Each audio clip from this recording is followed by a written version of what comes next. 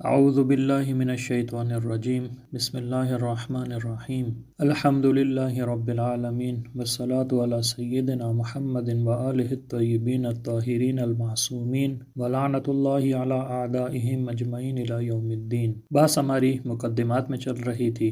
گزشتہ درس کے اندر یہ نقطہ بیان کیا تھا کہ کلمے کو اگر اس کے حروف اصلی کی کیفیت کے اعتبار سے تقسیم کیا جائے تو اس کی 3 قسمیں بنتی ہیں کہ کلمہ یا صحیح ہوتا ہے یا معتل ہوتا ہے، کلمہ یا محموز ہوتا ہے یا غیر محموز ہوتا ہے، کلمہ یا مضاعف ہوتا ہے یا غیر مضاعف ہوتا ہے۔ اس تقسیم کو مکمل کرنے کے بعد کچھ نکات کو بیان کیا جا رہا تھا۔ تیسرا نقطہ، حرف الا را اگر ساکن باشد حرف لین نامند۔ اب یہاں پر کچھ اصطلاحات کی تعریف کر رہے ہیں۔ اگر حرف الا ساکن ہو تو اسے اصطلاح میں حرف لین کہا جاتا ہے۔ مانند قول، قول کے اندر عین الفعل کے مقام پر حرف الا موجود ہے اور ساکن ہے۔ اسی طرح بیعن، بے کے اندر بھی یا حرف الا عین الفعل کے مقام پر ہے اور ساکن ہے۔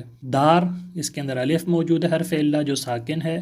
امیر، امیر میں بھی یا موجود ہے جو ساکن ہے۔ پس اگر حرف الا ساکن ہو تو اسے حرف لین کہا جاتا ہے۔ وہ حرف لین را اگر حرکت ما قبلش با آن مناسب باشد حرف مد نیز می نامند۔ اور حرف لین کے اندر اگر انہی حروف الا کے ساکن ہونے کے ساتھ ساتھ اس کے ما قبل اس کے مناسب حرکت موجود ہو تو اسے حرف مد بھی کہا جاتا ہے۔ مانند دار، دار کے اندر الف موجود ہے اور الف سے پہلے فتحہ موجود ہے، اس کی مناسب حرکت موجود ہے، لہٰذا دار کے اندر الف ساکن ہے تو اس کو حرف لین بھی کہا جائے گا، اور چونکہ الف سے پہلے اس کی مناسب حرکت ہے لہٰذا اس کو حرف مد بھی کہا جائے گا۔ اسی طرح امیر، امیر کے اندر یا موجود ہے اور یا ساکن ہے لہٰذا اس کو حرف لین کہا جائے گا، اور یا سے پہلے کسرہ ہے، یا کی مناسب حرکت موجود ہے لہٰذا اسے حرف مد بھی کہا جائے گا۔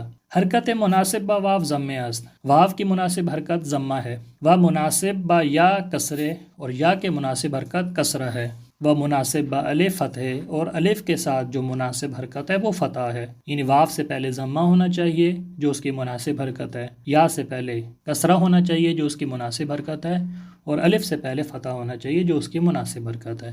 بنابراین الف ہمیشہ حرف مد است، لہٰذا الف ہمیشہ حرف مد ہوتی ہے۔ وجہ کیا ہے؟ زیرا خود ساکن است، کیونکہ خود ساکن ہوتی ہے، و تا ما قبلش مفتونہ باشد اور جب تک اس سے ما قبل مفتونہ ہو قابل تلفظ نیست تو اس الف کو تلفظ نہیں کیا جا سکتا۔ پس الف ہمیشہ حرف مد ہوتی ہے، چونکہ الف ہمیشہ ساکن ہوتی ہے۔ الف کہتے ہی اسے ہیں کہ جو ساکن ہو، الف کے مقابل میں حمزہ آتا ہے کہ جو متحرک ہوتا ہے، لہٰذا الف سے پہلے جب تک اس کی مناسب حرکت نہ ہو تو اسے تلفظ نہیں کیا جا سکتا، لہٰذا الف سے پہلے ہمیشہ فتحہ موجود ہوگا۔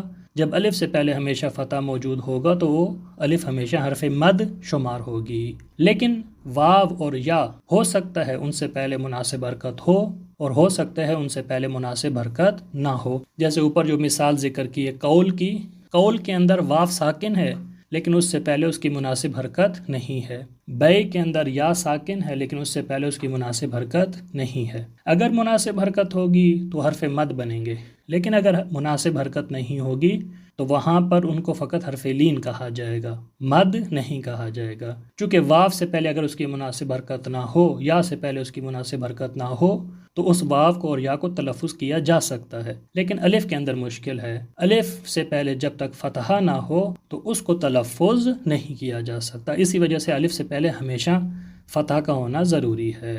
چوتھا نقطہ، مضاعف ثلاثی در معرض ادغام است۔ ذکر کیا تھا کہ مضاعف ثلاثی اس کلمے کو کہا جاتا ہے کہ جس کے حروف اصلی میں 2 حرف ہم جنس متصل ہوں، لہٰذا جس کلمے کے اندر 2 حرف ہم جنس متصل ہوں گے تو وہ ہمیشہ ادغام کے معرض میں ہوتا ہے، ادغام کے مقام پر کھڑا ہوتا ہے، یعنی ہو سکتا ہے اس کے اندر ادغام واقع ہو جائے۔ مضاعف ثلاثی در معرض ادغام است، ثلاثی جو مضاعف ہے وہ ہمیشہ ادغام کے معرض میں ہوتا ہے، ادغام کی دہلیز پر کھڑا ہوا ہوتا ہے، ادغام کے مقام پر واقع ہوتا ہے، یعنی ہو سکتا ہے کہ اس کے اندر ادغام واقع ہو جائے۔ انشاءاللہ یہ نقطہ بعد میں بیان کیا جائے گا کہ کچھ موارد ایسے ہیں کہ جہاں پر ادغام کرنا واجب ہے، کچھ موارد ایسے ہیں کہ جہاں پر ادغام کرنا جائز ہے، اور کچھ کچھ موارد ایسے ہیں کہ جہاں پر ادغام کرنا ممنوع ہے، یعنی دیکھا جائے گا کہ اس میں ادغام کی شرائط موجود ہیں یا موجود نہیں ہیں۔ اگر اس میں ادغام کی شرائط موجود ہیں تو اس کے اندر ادغام کر دیا جائے گا، ہو سکتا ہے وہ ادغام واجب ہو سکتا ہے وہ ادغام جائز ہو۔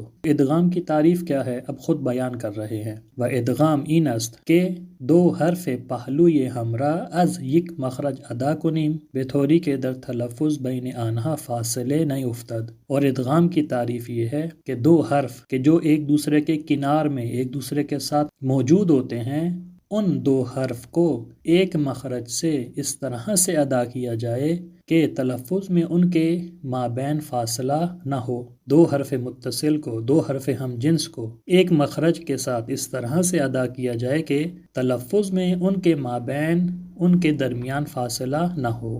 در این صورت حرف اول را مدغم و حرف دوم را مدغم فیہ گویند۔ لہٰذا جس کلمے کے اندر ادغام واقع ہو تو اس صورت میں حرف اول کو مدغم کہا جاتا ہے اور حرف دوم کو مدغم فیہ کہا جاتا ہے۔ یہ قاعدہ بعد میں بیان کریں گے کہ حرف اول کو ہمیشہ دوسرے حرف میں ادغام کیا جاتا ہے، لہٰذا حرف اول کو مدغم کہا جائے گا، اور جس کلمے کے اندر اسے ادغام کیا جائے گا اسے مدغم فیہ کہا جائے گا۔ اب جس کلمے کے اندر ادغام واقع ہو جائے تو اس کو لکھنے کا طریقہ کیا ہے بیان کر رہے ہیں۔ وغالباً ہر دورہ بصورت یک حرف و گاہی آنہارا جدائی از ہم می نویسند۔ اور غالباً اور اکثر طور پر جس کلمے کے اندر ادغام واقع ہو جائے تو اسے ایک حرف کی صورت میں لکھا جاتا ہے، لیکن بعض اوقات اسے جدا بھی لکھا جاتا ہے۔ وغالباً اور اکثر ہر دورہ یعنی ہر دو حرف ہم جنس کو بصورت یک حرف ایک حرف کی صورت و شکل میں لکھا جاتا ہے۔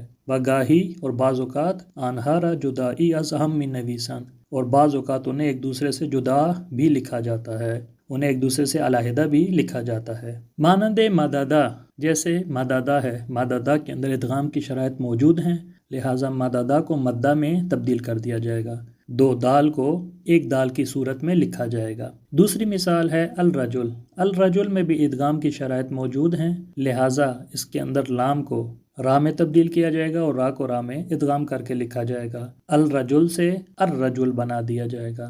بحث تفصیلی دربارہ یہ ادغام در فعل مضاف ثلاثی مجرد خواہد آمد۔ ادغام کے بارے میں تفصیلی بحث فعل مضاف ثلاثی مجرد میں انشاءاللہ بیان ہوگی، وہاں مفصل بیان کریں گے کہ ادغام کے واجب موارد کون سے ہیں، ادغام کے جائز موارد کون سے ہیں، ادغام کے ممتنع ہونے کے موارد کون سے ہیں، وہاں تفصیلاً تمام چیزوں کو بیان کیا جائے گا۔ انشاءاللہ مزید مطالب کو اگلے درس میں بیان کیا جائے گا۔ وصلی اللہ علی محمد و آلہ الطیبین الطاہرین المعصومین۔